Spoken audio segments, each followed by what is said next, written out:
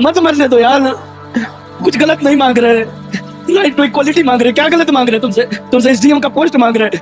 नहीं एग्जाम होगा चपरासी का नौकरी कर लेंगे, रिक्शा चला लेंगे, बाबूजी चलाते हैं हम भी चला लेंगे, इज्जत का कमाई है वो भी कर लेंगे। लेकिन जब काबिलियत है तो लड़ने दो ना, बराबरी करने दो ना। क्या गलत मांगे तुमसे, क्या गलत मांगे? बोले कि भाई एक एग्जाम करा दो, सही से एग्जाम करा दो, अलग अलग एग्जाम लोगे तो फेयर नहीं होगा। तो ये लोग 3 को पेपर वाला को खरीद के कर दिया कि वो लोग उपद्रवी बैठा हुआ है वहाँ। अभी तक ये लोग को उपद्रवी बनना सा नहीं उतरा, उपद्रवी बैठे हुए। कौन सा उपद्रव कर रहे कि 7 दिन से खाना नहीं खाए, पेट में ऐसा जलन हो रहा है कि बता नहीं सकता। लीक होता है तो किसकी गलती से? आयोग की कमी से। हम 1 लाख बच्चों की परीक्षा लिए, पूछिए इनसे 1 लाख का लिए कि नहीं लिए? कोई माई का लाल हमारा पेपर लीक करके देख लेना। यहाँ पर नॉर्मलाइजेशन का मतलब होता है कि आपके लड़का से पूछेगा आसान सवाल और दूसरे के लड़का से पूछेगा हार्ड सवाल। आप बताओ, जो आसान सवाल मिलेगा वो तो जीत जाएगा और जो हार्ड रहेगा वो तो हार जाएगा। तो क्या किया जाएगा ना, किसी को एक्स्ट्रा नंबर दिया जाएगा। तो जो पैसा खिलाएगा उसको एक्स्ट्रा नंबर मिलेगा। और अमीर का लड़का बनेगा डीएसपी, गरीब का लड़का झाड़ू मारेगा। लाठीचार्ज नहीं हुआ, बार बार अनुरोध किया गया कि आप जो है यहाँ से हट जाइए।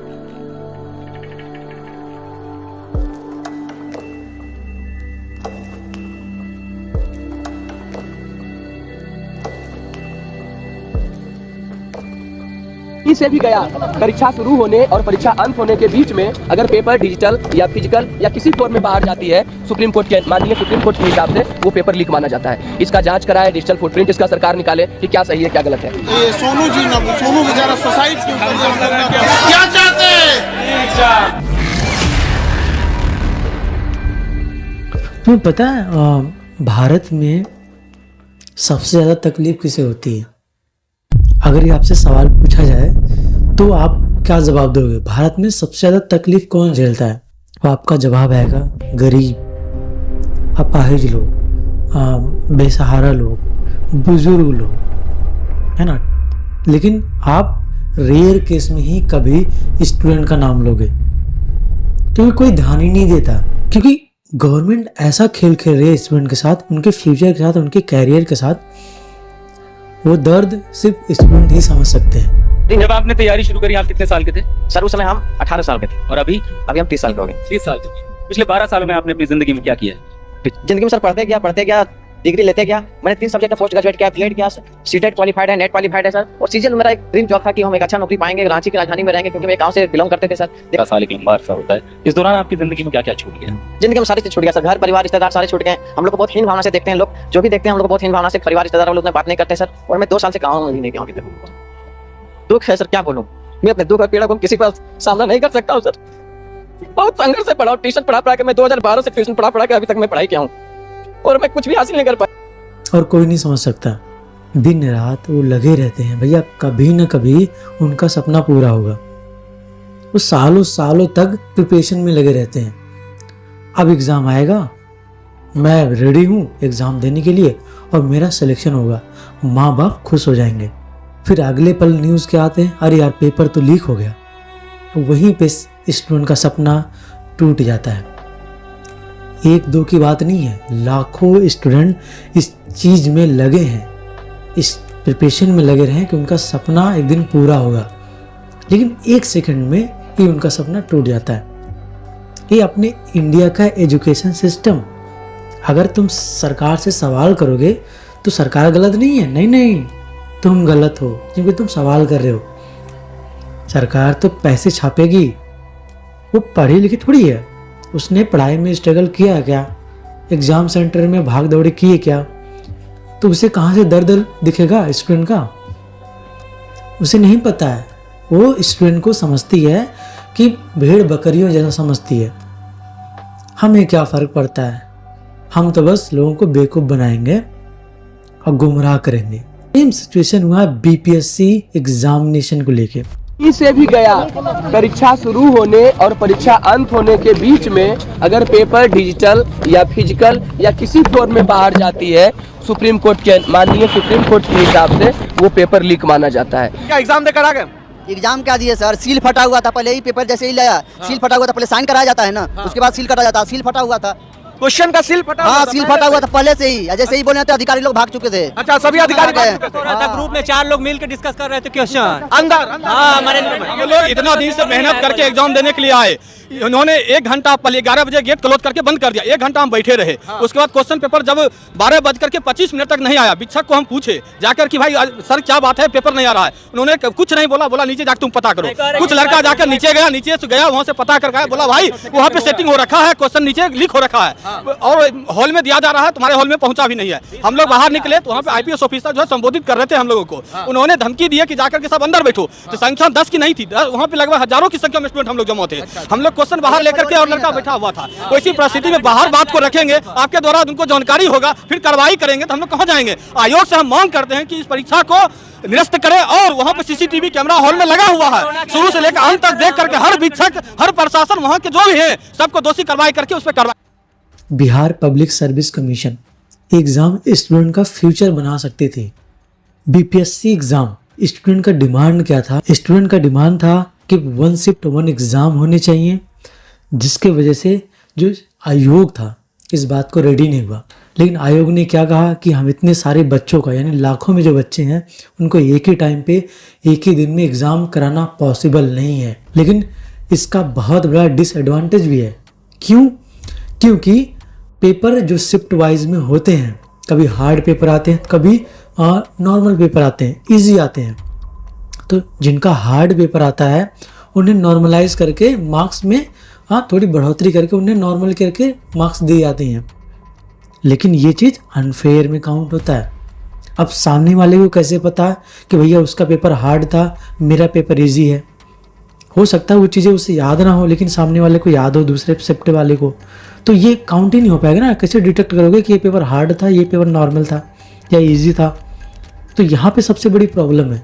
तो स्टूडेंट का डिमांड यही था कि 1 शिफ्ट 1 एग्ज़ाम होने चाहिए और पेपर जो होना चाहिए वो एक ही सेट होना चाहिए, सेम होना चाहिए। बोले कि भाई कोई एग्जाम करा दो, सही से एग्जाम करा दो, अलग अलग एग्जाम लोगे तो फेयर नहीं होगा। तो ये लोग लेकिन आयोग ने बात नहीं मानी और इसके लिए स्टूडेंट ने प्रोटेस्ट स्टार्ट कर दिया। स्टूडेंट जो एक दिन आपका ही हिस्सा बनेंगे, पुलिस में जाएंगे, किसी भी सर्विस में जाएंगे, आप वही पुलिस वाले, वही सर्विस वाले, वही गवर्नमेंट स्टूडेंट पे लाठीचार्ज कर रहे हैं।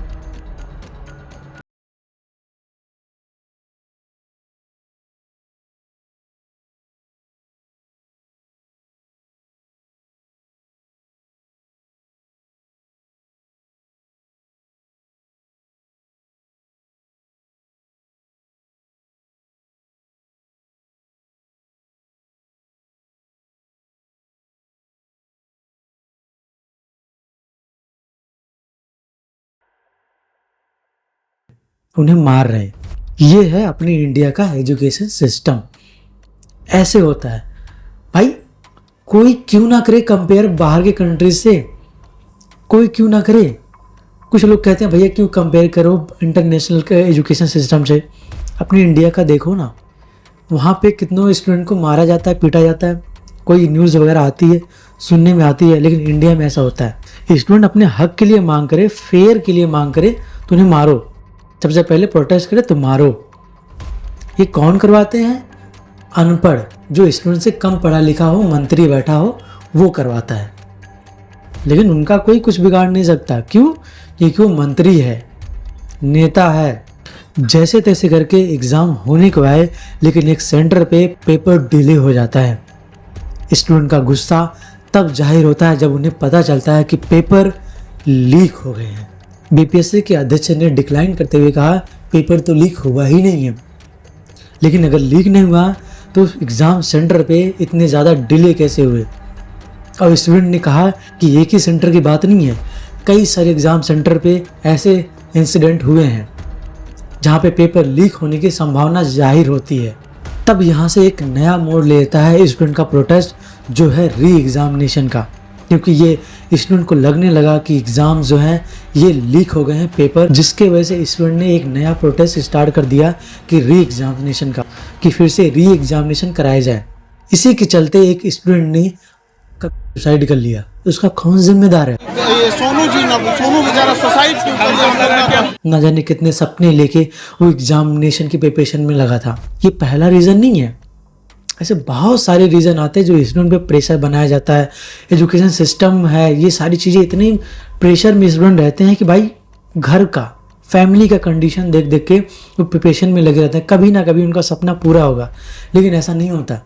उनके सपने को छीन लेती है सरकार, 2 मिनट भी नहीं लगाती। बीपीएससी के चेयरमैन पर दर्जनों केस हैं, भ्रष्टाचार के केस हैं। किसने बैठाया है वहाँ पर उनको? इसी नीतीश कुमार ने बैठाया है। कब बैठाया है? जब आज के विपक्ष के नेता इनके साथ सरकार में थे, दोनों ने मिलकर बैठाया है। इसीलिए कोई बीपीएससी चेयरमैन के खिलाफ नहीं बोल रहा है, बच्चे बोल रहे हैं, क्योंकि इनका भविष्य दांव पर है, क्योंकि इनके हक को मारा जा रहा है। ये सब चीज़ें देखते हुए खान सर की एंट्री होती है। वो स्टूडेंट के दर्द को अच्छे से समझते हैं। उन्हें पता है स्टूडेंट कितनी मेहनत से, कितनी प्रिपरेशन करता है, किस लेवल तक वो अपने आप को समर्पित कर देता है किसी चीज़ के लिए। जब खान सर उतरे, वो प्रोटेस्ट कर रहे थे, तो वो उन्हें सर्दियाँ लग गई, बीमार पड़ गए, हॉस्पिटलाइज भी होना पड़ा, लेकिन फिर भी वो हार नहीं माने। आप देख सकते हो ये वीडियो कि वो एक स्टूडेंट को जो कभी सुसाइड किया है उसके लिए कैसे आवाज़ उठा रहे हैं। हमारे सोनू को बीपीएससी लौटा दे। मेरा सोनू जो अब इस दुनिया में से चला गया, एसडीएम सोनू जो इस दुनिया से चला गया, बीपीएससी मेरे सोनू को लौटा दे। बीपीएससी पर इसका हत्या का केस बनना चाहिए कि नहीं बनना चाहिए? इसमें स्टूडेंट का जो डिमांड थे वो ये हैं कि पहला, पेपर को 1 शिफ्ट 1 एग्ज़ाम होने चाहिए, ये था, नॉर्मलाइजेशन की बात थी। और दूसरा ये था कि कहीं पे सर्वर प्रॉब्लम भी थी, जहाँ पे कुछ कैंडिडेट्स फॉर्म ही नहीं फिल कर पाए। और नेक्स्ट प्रॉब्लम ये था कि लोग अपना डिटेल्स भी अपडेट नहीं कर पा रहे थे। ये है एजुकेशन, ये है एग्जाम सेंटर की प्रिपरेशन, ऐसे करवाई जाती है एग्जाम्स। स्टूडेंट लोगों ने मांग की कि जितने कैंडिडेट्स फॉर्म नहीं फिल कर पाए हैं उनके लिए वापस से विंडो ओपन किया जाना चाहिए और अपडेट के लिए भी ऑप्शंस आना चाहिए और री एग्ज़ाम कंडक्ट कराना चाहिए। लेकिन इसके लिए आयोग रेडी नहीं हो रहा है और प्रोटेस्ट अभी भी चल रहे हैं। इस देश का भविष्य स्टूडेंट नहीं है, किनके हिसाब से? नेताओं के हिसाब से। उन्हें अच्छे से पता है कि स्टूडेंट अगर पढ़ लिख गया, सक्सेस बन गया, तो हमारे तलवे कौन चाटेगा, हमारे इशारों पे नाचेगा कौन, हम किसको पैसे दे दे के दंगई करवाएंगे। लाठीचार्ज होना चाहिए और क्या? बेशरम की तरह बोल रहे लाठीचार्ज होना चाहिए। रात में हमारा शर्म रहता था, हम ऐसे बातें बोल रहे हैं। छात्र पर लाठीचार्ज खुश हो रहे हैं। भाड़ा पर आ गए, भाड़ा पर आ गए, हमको भाड़ा पर लेगा, हमको कैसे बोल रहे? अच्छा हुआ है, होना चाहिए। छात्र पर लाठीचार्ज खुश हो जाएंगे। स्टूडेंट अगर आवारा घूमेगा, पढ़ा लिखा नहीं होगा, तो हम उनसे घटिया मजदूरी करवाएंगे, है ना, पैसे दे दे के दंगई करवाएंगे। अगर सारे स्टूडेंट पढ़ लिख गए, ग्रो कर गए, तो पॉलिटिशियन के लिए तो खतरा हो जाएगा ना। उनका काम कौन करेगा, उनकी सुनेगा कौन? तो ऐसे ऐसे नमूने चीज़ें, ऐसे ऐसे घटिया चीज़ें पॉलिटिशियन चीज़ें निकालते हैं। कोई भी चीज़ प्रॉपर तरीके से प्रिपरेशन में बनाई ही नहीं गई है। इंडिया में एजुकेशन एक स्कैम है। स्कैम है तो है, इस चीज़ को एक्सेप्ट करना पड़ेगा। हम कितना भी कोशिश करें, हम कितना भी आवाज़ उठाएं, कितना भी प्रोटेस्ट करें, हर बार लोगों को सिर्फ निराशा मिलती है। गवर्नमेंट अपनी मनमानी करती है और सिस्टम बस तमाशा देखता है। आप उठा के देखो, 10-15 सालों का केस उठा के देखो, हर बार स्टूडेंट को हर चीज़ का सामना करना पड़ता है। कोई भी एग्ज़ाम्स जब भी आते हैं, हर बार पेपर लीक हो जाता है, हर बार एग्ज़ाम सेंटर में कहीं प्रॉब्लम हो जाती है, तो कहीं सर्वर में प्रॉब्लम हो जाती है, कहीं रिजल्ट में प्रॉब्लम आ जाती है। तो स्टूडेंट का करियर ये ना एक दांव पे लगा हुआ है, गया तो गया, आया तो आया, वरना कुछ नहीं।